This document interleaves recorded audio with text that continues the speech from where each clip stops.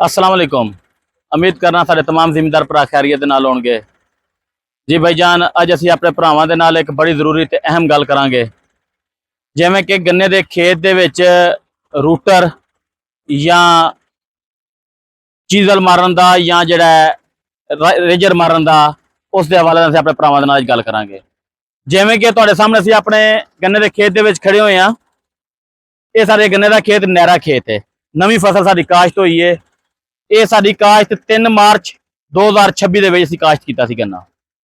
ठीक है, इस दे विच तुसीं चेक कर सकते हो कि गंद किन्ना है। अजकल चेक करा बई, चेक कर सकते हो कि गंद किन्ना है। इस दे उत्ते रंबड़ भी नहीं मार सके। रंबड़ ना मारन की वजह तो जिहड़ा एक तो साडा जिहड़ा उत्ते गुलियां नंगियां रह गईयां। दूसरा नंबर ये वे कि जिहड़ा हुण असीं उस नूं खत्म करन दे वास्ते असीं रूटर लगा रहे हैं, जिहड़ा कि जदीद तरीके दा रूटर है। असीं वो अपने खेत दे विच ला रहे हैं। हुण असीं तुहानूं दिखाने आ कि रूटर लग किवें रिहा है, इस दे फायदे भी तुहानूं दस्सने आ ते नुकसान भी तुहानूं दस्सने आ। चल भाई, ये चेक करो, ये साडा रूटर जिहड़ा जदीद तरीके दा असीं रूटर लिआंदा है। ये चेक करो। हुण असीं तुहानूं चला के चेक कराने आ कि इस दे विच की फायदा है।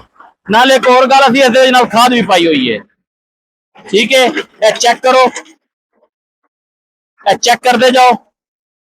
आजा बच्चे गया, ये चेक करो ना। वेखो जिहड़ी ओड़ उत्ते सी, ओड़ सारी कुतरी गई है। और यानी कि खत्म होंदी जा रही है। जिवें तुसीं चेक कर सकते हो कि यह वेखो, हुण यह मिट्टी जिहड़ी है नाल दी नाल मुढ़ां दे विच आ रही है। यह वेखो, यह मिट्टी नाल दी नाल मुढ़ां दे विच आ रही है सारी। इसका फायदा यह वे कि अगर कल नूं असीं इस दे विच दोबारा रेजर मारांगे तो सानू उसका यह फायदा है कि साडा कल नूं ट्रैक्टर यानी कि रेजर मारन दे दौरान ओड़ां दे विच टुट के नहीं जाएगा। यानी कि अगर टायर स्लिप होकर ओड़ दे विच नहीं आएगा, ओड़ दे विच अगर ट्रैक्टर साडा आएगा, साडे गाचे का नुकसान होएगा। उसका नाल यह वे कि जिहड़ा दूसरा नंबर है कि साडी गोडी हुण हो रही है इस रूटर दे नाल। असीं जिहड़ा मैं इसनूं पानी लगाना है, खाद लगाना है, उस तो बाद यह वे कि गोडी होई होनी है।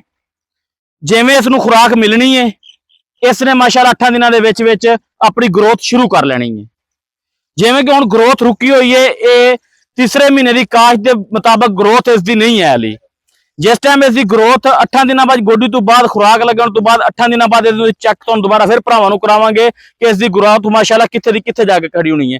तकरीबन इसने अद्धा फुट जिहड़ी अपनी ग्रोथ वधानी है 8 दिनों बाद, इंशाअल्लाह अल्लाह दे हुक्म दे नाल। अगर तुहानूं साडी वीडियो अच्छी लगी होवे, अपने तमाम दोस्तों तक शेयर करिया जे। साडे चैनल नूं सबसक्राइब करना ना भुल्लिया जे। बैल आइकन दे बटन लाजमी दबाया जे, जिहड़ा कि साडी हर आने वाली वीडियो साडे भरावां तक पहुंचे। जी, अस्सलाम वालेकुम।